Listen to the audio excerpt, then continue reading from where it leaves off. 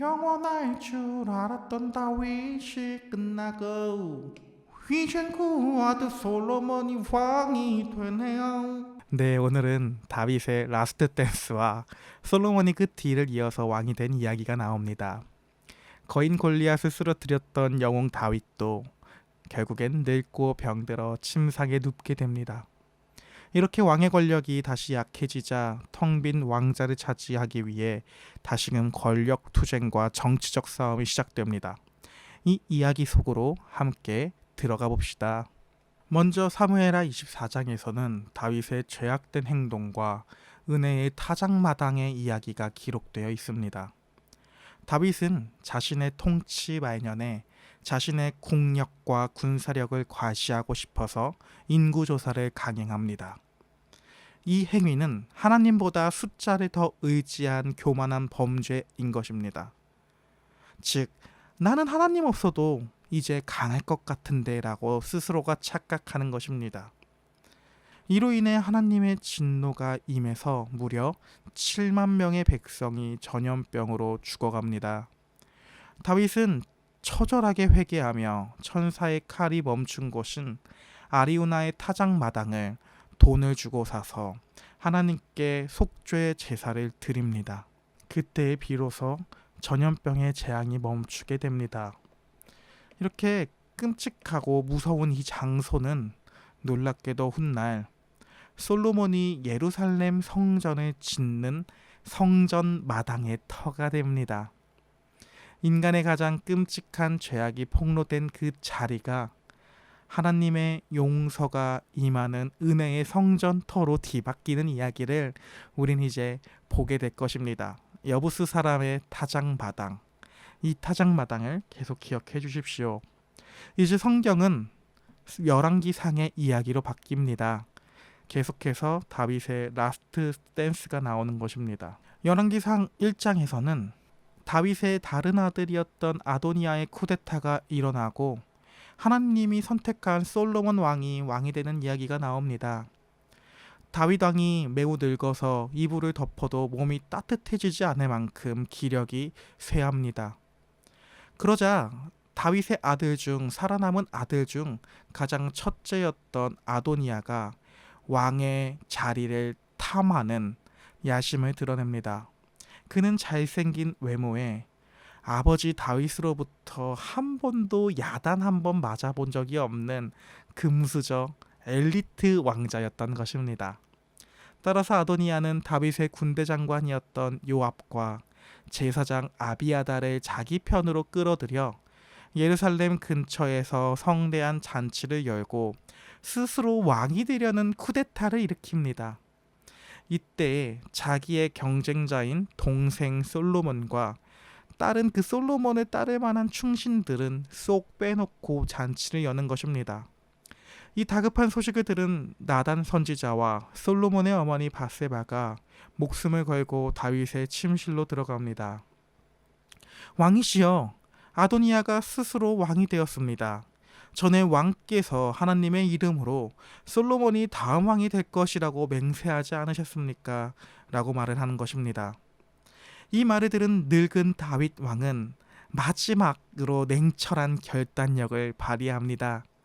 다윗은 즉시 신하들을 시켜 자신의 전용기 같은 그런 노새에 솔로몬을 태우고 제사장 사독에게 기름을 부어 솔로몬을 즉각 이스라엘의 왕으로 즉위시켜 버립니다. 백성들이 솔로몬 왕 만세를 외치는 소리에 땅이 진동했고 스스로 왕이 되려던 아도니아와 그 무리들은 혼비백산 도망쳐 버립니다. 그러고선 이제 열왕기상 2장입니다. 여기서는 정말로 찐 라스트 댄스, 다윗의 마지막 유언과 솔로몬의 피해 숙청이 나오게 됩니다. 이제 죽음을 앞둔 다윗은 솔로몬을 불러 찐 마지막 유언을 남깁니다. 너는 힘써 대장부가 되고 너 하나님 여호와의 명령을 지켜 모세의 율법대로 행하라 라고 말합니다. 그러면서 다윗은 자신의 삶에서 해결하지 못했던 찝찝한 숙제 2가지를 솔로몬에게 맡깁니다. 첫째는 억울한 자들을 비열하게 암살했던 군대 장관 요압을 처형하라는 것이었고, 둘째는 다윗이 도망칠 때에 압살롬의 반역으로 인해 도망칠 때에 피눈물 나는 저주를 퍼부었던 시므이를 심판하라는 숙제입니다. 그러나 이 모습은 뒤끝 있어가지고 치사하게 처형을 하라는 말이 아닙니다. 이 모습은 뒤끝 있는 모습이 아니라 하나님의 나라로서의 참된 공의를 세우는 일이었습니다.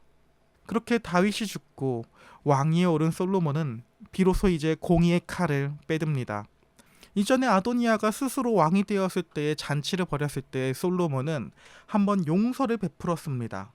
하지만 아도니아는 반성하지 않았고 그는 왕의 여자, 수넴 여자 아비삭, 다윗이 가장 마지막 노년에 얻었던 그 아비삭을 달라고 요구하며 왕권을 다시금 넘보는 것입니다. 따라서 솔로몬은 계속해서 이렇게 왕권을 넘보는 형인 아도니아를 처형합니다. 그리고 다윗의 유언대로 제단불을 잡고 버티던 살인자 요압을 쳐 죽이고 이제 약속을 어기고 예루살렘을 벗어난 시므이마저 철저하게 처형합니다. 이와 같이 하나님의 공의를 끝내고 난 다음에야 비로소 나라가 솔로몬의 손에 견고하여지니라 라고 성경은 기록하고 있습니다. 그렇다면 이 권력의 암투 그리고 솔로몬의 숙청의 역사 가운데에서 예수 그리스도를 어떻게 만날 수 있을까요? 첫째, 진노의 칼을 멈추게 하시는 참된 속죄제물이신 예수 그리스도입니다.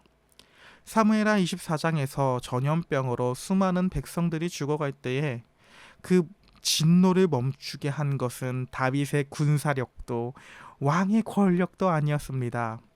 다윗은 스스로가 자신의 군사력과 자신의 힘을 가시하기 위해 인구조사를 했지만 정작 그 전염병을 멈추지도 못하는 헛된 권력인 것을 깨닫게 하는 것입니다. 무엇이 그 진노, 전염병을 멈추게 할 수 있었을까요? 그 전염병을 멈추게 했던 건 오직 여부스 사람 아리우나의 타작마당에서 피를 흘리며 태워지는 희생 제사 덕분에 전염병이 멈출 수 있었습니다. 이 여부스 마당의 타작마당에서 태워지는 희생 제사는 십자가 대속의 완벽한 그림자입니다. 하나님보다 세상을 더 의지한 우리의 죄 때문에 하나님의 심판의 칼이 우리 목을 향해 있을 때에 그 칼을 대신 맞으시는 분이 계십니다. 바로 십자가라고 하는 타작마당에서 우리를 위해 완벽한 화목제물로 피 흘리신 예수 그리스도이십니다. 예수님의 희생 덕분에 우리를 향한 저주의 전염병이 영원히 멈추게 되었습니다. 두 번째로 인간의 음모와 모략을 꺾고 승리하시는 참된 왕 예수 그리스도의 모습을 우리는 볼 수 있습니다. 열왕기상 1장을 보십시오.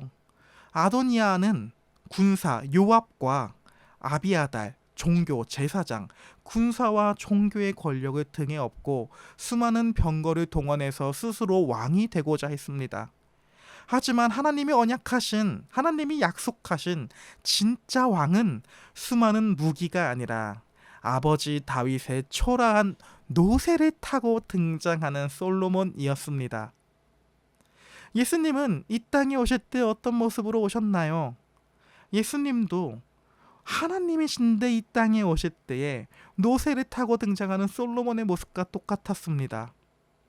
세상의 헤롯 왕과 수많은 종교 지도자들, 바리새인들이 예수님을 죽이려고 음모를 꾸몄지만 예수님은 나귀 새끼를 타고 예루살렘에 입성하셨습니다.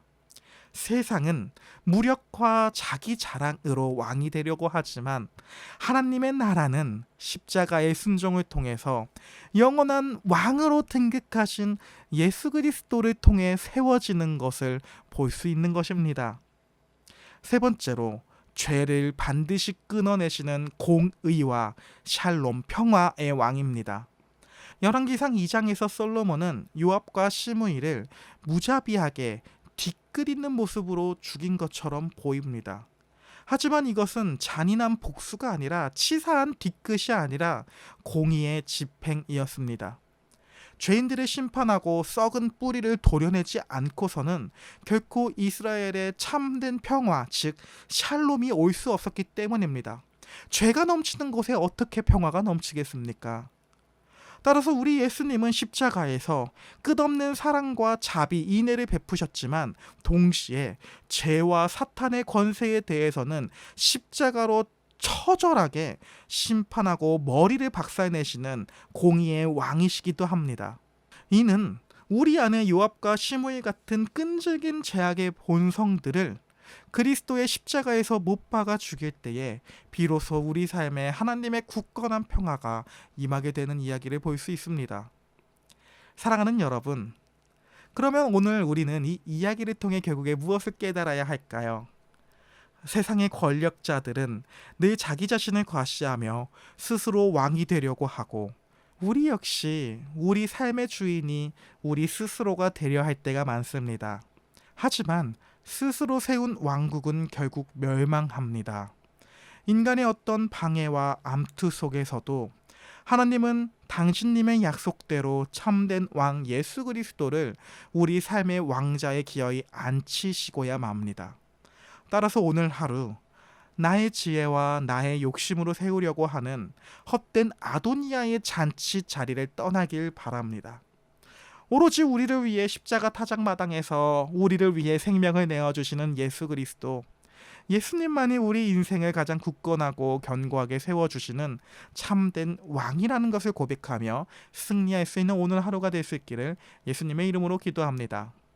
우리의 라스트 댄스는 결국 예수님을 만나는 정말로 잔치자리로 가게 되는 이 이야기가 우리의 라스트 댄스일 것입니다. 나중에 천국에 가면 우리가 계속해서 읽었던 이 다윗도 볼 것입니다. 그날들을 계속해서 기대하고 소망하며 오늘도 여전히 기쁘게 살아갑시다. 화이팅입니다.